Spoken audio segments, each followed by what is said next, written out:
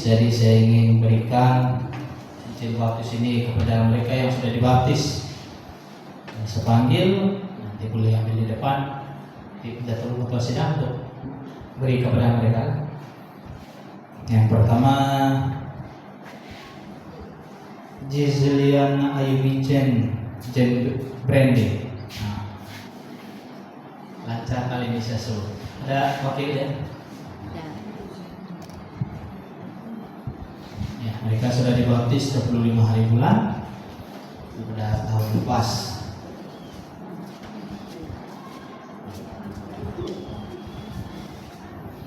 Dan yang kedua, Mingsor di Butang.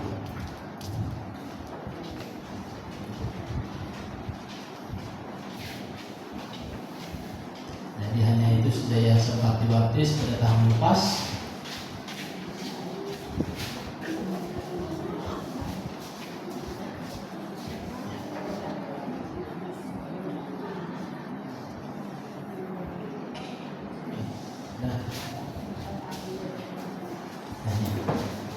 Terima kasih kepada sidang dan juga yang sudah menerima. Saya sengaja buat penyerahan di hadapan supaya semua jemaat dapat melihat sebagai saksi bahwa mereka sudah dibaptis dan mereka sudah terima Tuhan sebagai Tuhan dan Juru Selamat pribadi mereka. Dan terima kasih sekali lagi untuk persembahan kita. Pada pagi ini saya ingin membawa kita untuk belajar satu tema yang cukup sederhana dalam bahasa Inggris yang disebut sebagai finishing well.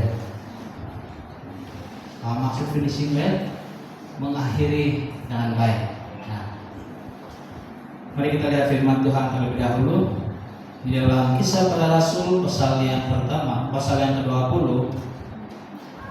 Kisah Para Rasul pasal yang ke-20 ayat yang ke-24. Ada dua ayat di sini yang akan kita baca. Tapi kita lihat dulu dalam Kisah Para Rasul 20 ayat yang ke-24 berbunyi demikian.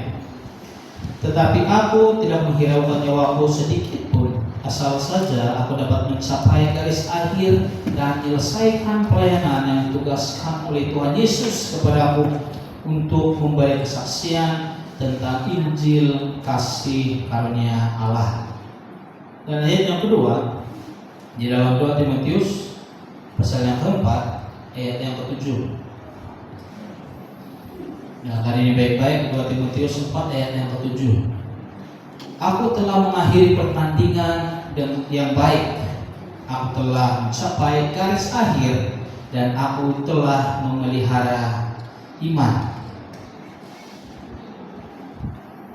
Finishing well berarti keberhasilan kita sampai pada garis akhir dengan baik.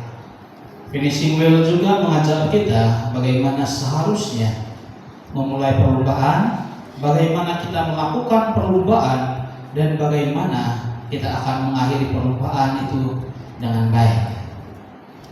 Finishing well itu adalah satu perlombaan, dan perlombaan itu ada di dalam setiap pribadi kita. Kehidupan sehari-hari itu adalah satu perlombaan. Kalau kita lihat di dalam beberapa pasukan yang seringkali menjadi keminatan orang ramai, sprint atau melari laju, itu adalah satu perlombaan lari yang mana sangat-sangat diminati oleh orang ramai. Tetapi tanpa kita menyadari, untuk menjadi seorang sprinter yang hebat, mengakhiri perlombaan yang hebat, harus punya latihan yang sangat keras. Saya pernah menceritakan tentang seorang pribadi pelari terpantas dunia, Usain Bolt, di mana dia pernah katakan bahwa untuk saya mencapai 9 saat di dalam larian 100 meter, dia berlatih selama 4 tahun baru dia mendapat hasil 9 saat di dalam larian dia 100 meter. Ini adalah pribadi yang sudah mencapai kejayaan dalam karier dia sebagai pelari. Di dalam kehidupan kita sebagai orang Kristen, dalam kehidupan rohani kita juga adanya yang dinamakan perlombaan. Bukan berlomba seperti mana Usain Bolt berlomba, tetapi berlomba secara iman kita. Di mana di dalam dunia kita sedang berlomba untuk mempertahankan iman kita, untuk memulakan iman kita dan mengakhiri iman kita dengan baik di hadapan Tuhan. Dan yang sangat-sangat penting adalah kita harus mengakhiri iman kita dengan baik. Karena itu yang menjadi penentu kita pada waktu kita akan berhadapan dengan Tuhan. Bagaimana kita mulai? Itu cara kita cari Tuhan. Bagaimana kita apa yang kita harus buat selama kita dalam perlombaan itu juga harus kuat. Tetapi yang sangat-sangat dipentingkan, diutamakan adalah bagaimana kita mengakhiri perlombaan itu dengan baik. Finishing well. Baik, saudara-saudari yang dikasihi Tuhan, kita memerlukan beberapa hal yang sangat penting untuk mengakhiri perlombaan kita dengan baik, terutama perlombaan di dalam kerohanian kita. Bagaimana kita mau mengakhiri perlombaan kita dengan baik sehingga kita di depan Tuhan sangat setia kepadanya, layak untuk menerima anugerah daripada Tuhan. Beberapa hal yang seharusnya ada di dalam hidup kita. Hal yang pertama yang harus ada untuk mengakhiri perlombaan dengan baik adalah iman atau kepercayaan kita di hadapan Tuhan. Dengarkan yang baik-baik.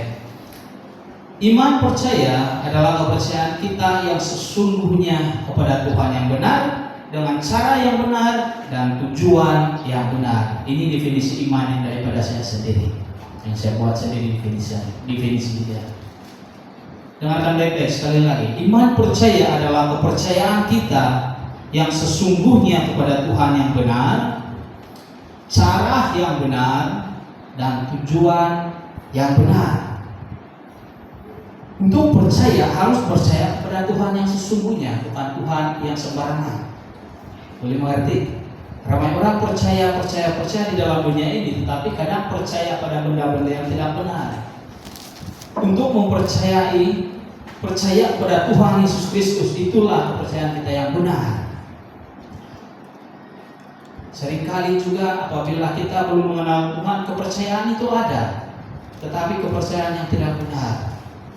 Percaya pada benda-benda gaib, percaya kepada matahari, percaya pada bulan, percaya pada semangat-semangat sungai, hutan, seperti itu.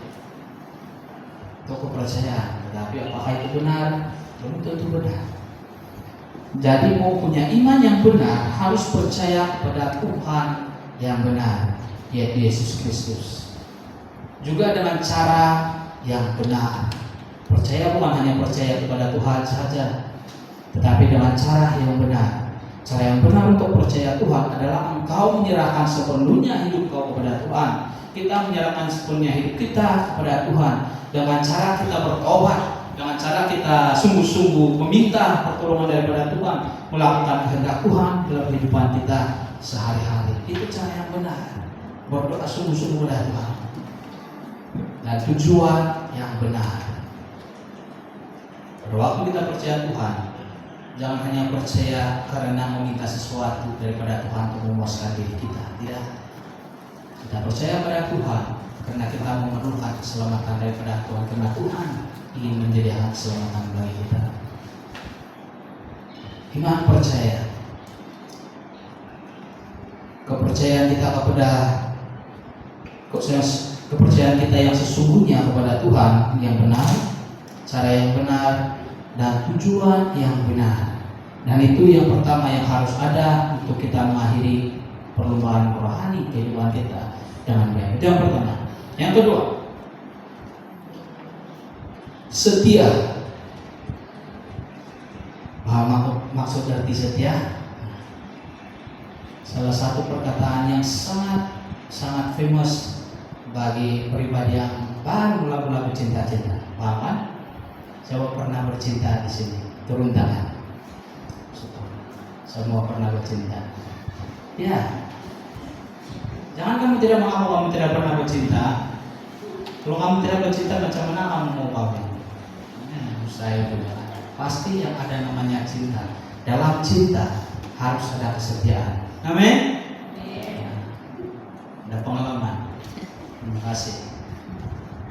Kesetiaan itu sangat penting. Bahkan pada waktu kita mau sungguh-sungguh pada Tuhan, mau mengakhiri kehidupan rohani kita dengan baik, harus punya kesetiaan. Apa kesetiaan yang perlu ada di dalam Tuhan? Yang sangat-sangat kita harus memperhatikan adalah satu perkataan, satu firman Tuhan yang mengatakan setialah dalam perkara-perkara yang kecil. Amin. Dia belum menyuruh kita setia pada benda-benda yang besar, tetapi apa yang Tuhan melihat adalah kesetiaan kita untuk benda-benda yang kelihatannya remeh, tapi itu sangat penting. Setia pada perkara-perkara yang kecil yang seperti apa? Yang pertama, doa ataupun persekutuan kita di hadapan Tuhan. Kedua, mendengar dan melakukan firman Tuhan.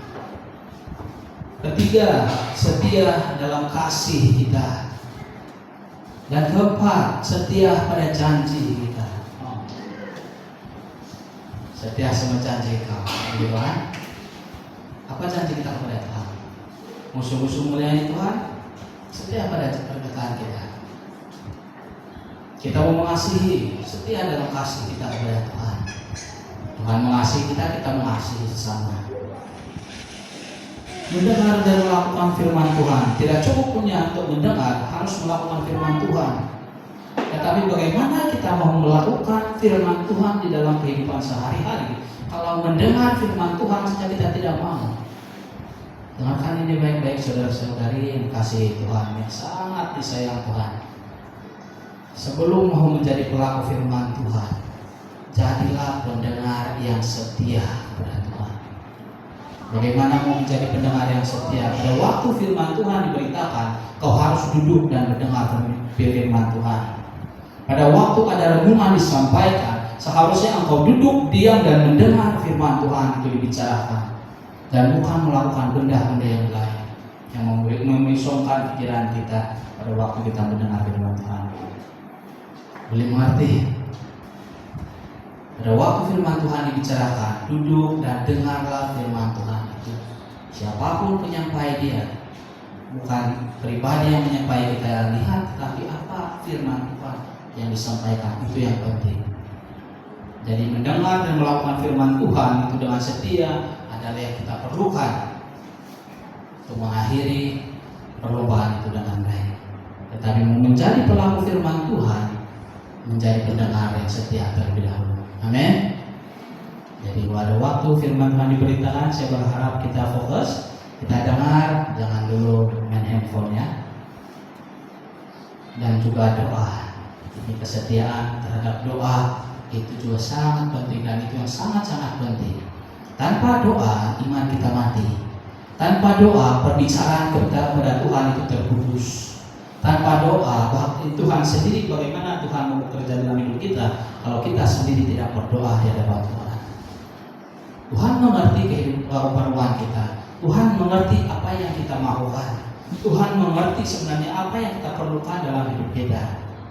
Tapi apa yang Tuhan mau daripada kita adalah berbicara kepada Dia melalui doa. Setia dalam hal-hal yang kecil. Itu yang kedua.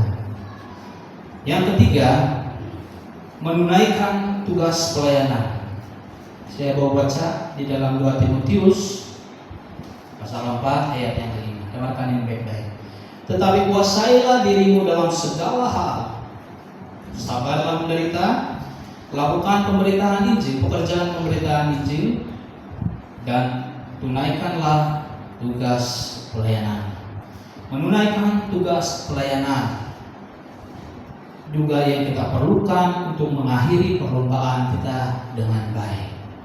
Kita mengerti tugas pelayanan kita. Kita tahu bahwa itu adalah pelayanan kita, dan lakukanlah itu dengan sungguh-sungguh di hadapan Tuhan.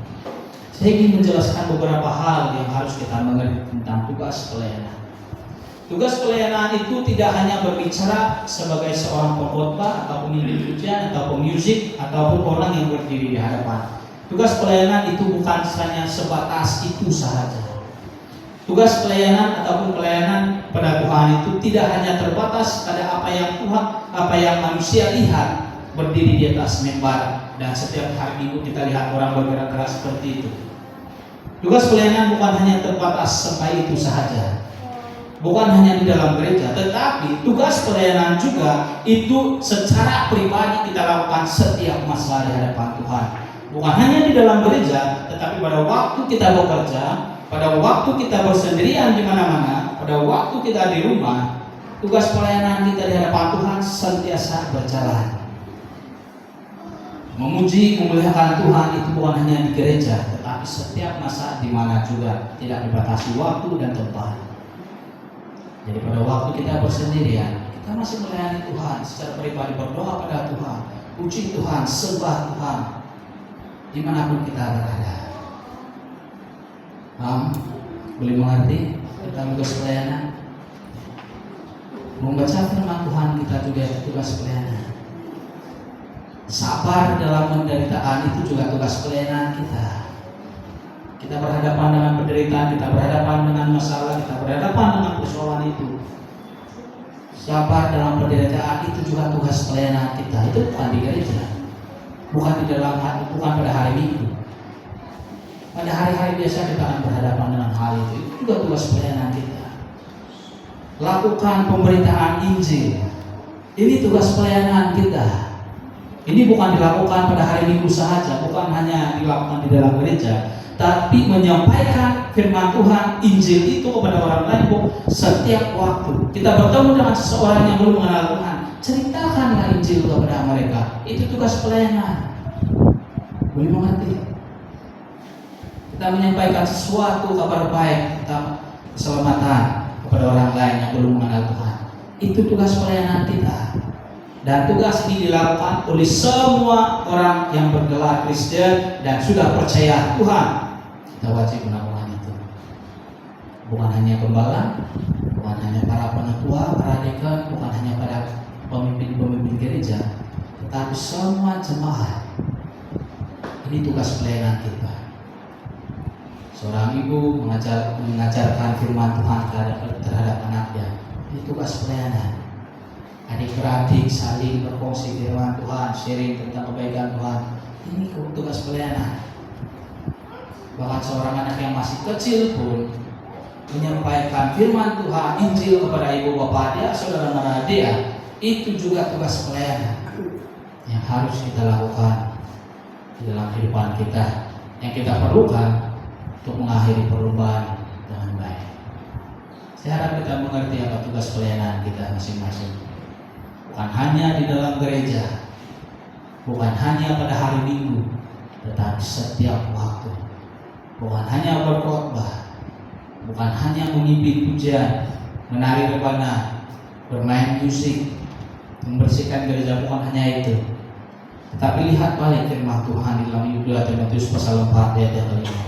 Kuasailah dirimu, itu tugas pelayanan. Dalam segala hal, sabar menderita, lakukanlah pekerjaan pemberitaan Injil, dan lakukan dan tunaikanlah tugas pelayanan. Amin. Itu yang ketiga. Yang keempat, di dalam Matius pasal 11 ayat yang ke-9. Saya akan baca terlebih dahulu. Matius 11 ayat yang ke-29.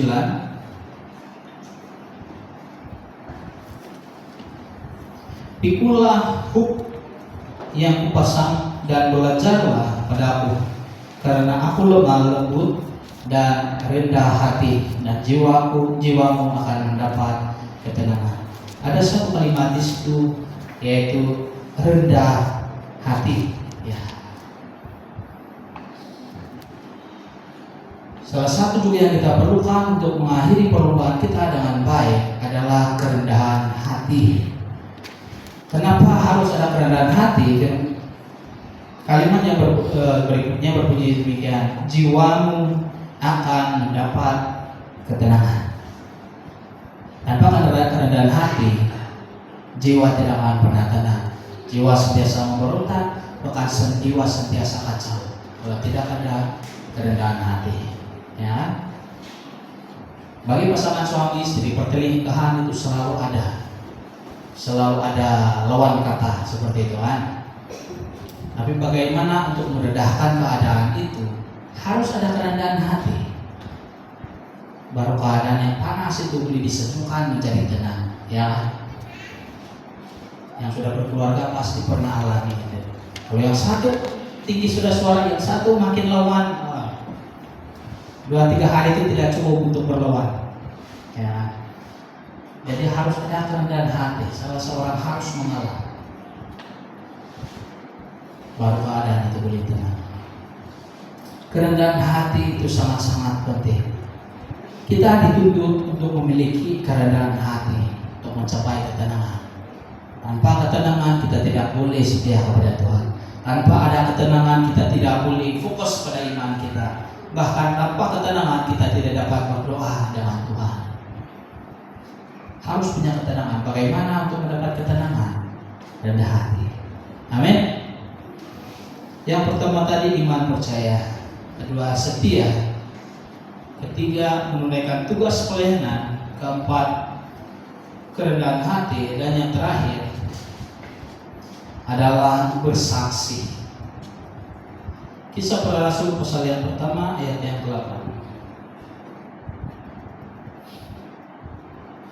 Tetapi kamu akan menerima kuasa kalau Roh Kudus turun ke atas kamu, dan kamu akan menjadi saksiku di Yerusalem, di seluruh Yudea dan Samaria sampai ke ujung bumi. Menjadi saksi ataupun bersaksi adalah hal yang kelima yang harus ada untuk mengakhiri perlumbaan itu dengan baik. Tidak cukup kita beriman, tidak cukup hanya untuk setia tugas pelayanan, memiliki kerendahan hati, tetapi harus juga bersaksi di hadapan Tuhan. Apa yang harus kita saksikan kepada jemaat-jemaat lain yang belum mengenal Tuhan? Saya mau tanya kepada kita semua pada pagi hari ini, apakah kita benar-benar percaya kepada Tuhan Yesus Kristus? Pasti percaya. Ada yang belum percaya pada Tuhan? Angkat tangan supaya kita boleh doakan pagi ini. Ada? Tidak ada. Semua percaya pada Tuhan, amin. Baik. Pertanyaan selanjutnya, pernahkah kita merasa pertolongan Tuhan itu dalam hidup kita? Pernah? Pernah kita merasakan Tuhan itu pernah menolong kita dalam hidup ini? Kalau pernah, kenapa kita tidak fungsikan kepada orang yang belum mengenal Tuhan? Kebaikan yang Tuhan lakukan dalam hidup kita itu yang kita saksikan kepada anak Tuhan yang lain. Bagaimana kita boleh bertobat, bagaimana kita percaya kepada Tuhan, itu juga yang menjadi kesaksian kita kepada anak-anak Tuhan yang lain, bahkan bagi mereka yang belum percaya kepada Tuhan. Jadikan itu sebagai satu kesaksian kita kepada orang lain. Jangan hanya kita simpan kebaikan Tuhan dalam kehidupan kita, tapi bersaksilah akan kebaikan Tuhan. Bersaksilah bagaimana Tuhan bekerja dalam hidup kita. Bersaksilah bagaimana kita boleh bertobat, boleh percaya kepada Tuhan. Kenapa percaya pada Tuhan? Karena Tuhan memberikan keselamatan dalam hidup kita. Jadikan itu sebagai kesaksian dalam hidup kita. Amin. Bukan hanya bersaksi menyanyi di depan, bukan hanya itu, tapi bersaksi tentang kebaikan Tuhan dalam hidup kita. 5 hal yang cukup sederhana untuk mengakhiri hidup, mengakhiri iman kita dengan baik. Perlu ada iman, kepercayaan kita, setia kepada Tuhan, menunaikan tugas pelayanan kita, memiliki kerendahan hati, dan bersaksilah akan kebaikan Tuhan dalam kehidupan kita. Mari kita berdoa semua. Tuhan Yesus Kristus, terima kasih untuk kebaikan-Mu dalam kehidupan kami, dalam perkongsian firman Tuhan pada pagi ini. Kami sangat bersyukur, berterima kasih karena Tuhan sudah menegur kami bagaimana Tuhan mengakhiri perubahan iman kami dengan baik. Kami berdoa kepada Bapa di surga, biar firman Tuhan yang sudah disampaikan itu dapat kami mengerti dan terus tertanam dalam hidup kami sehari-hari, menjadi kekuatan hidup kami, dapat mengakhiri perubahan hidup kami ini dengan baik, dan semuanya kemuliaan bagi Bapa di surga. Terima kasih Yesus. Ini doa dan ucapan syukur kami dalam nama-Mu yang sudah berkah. Amin.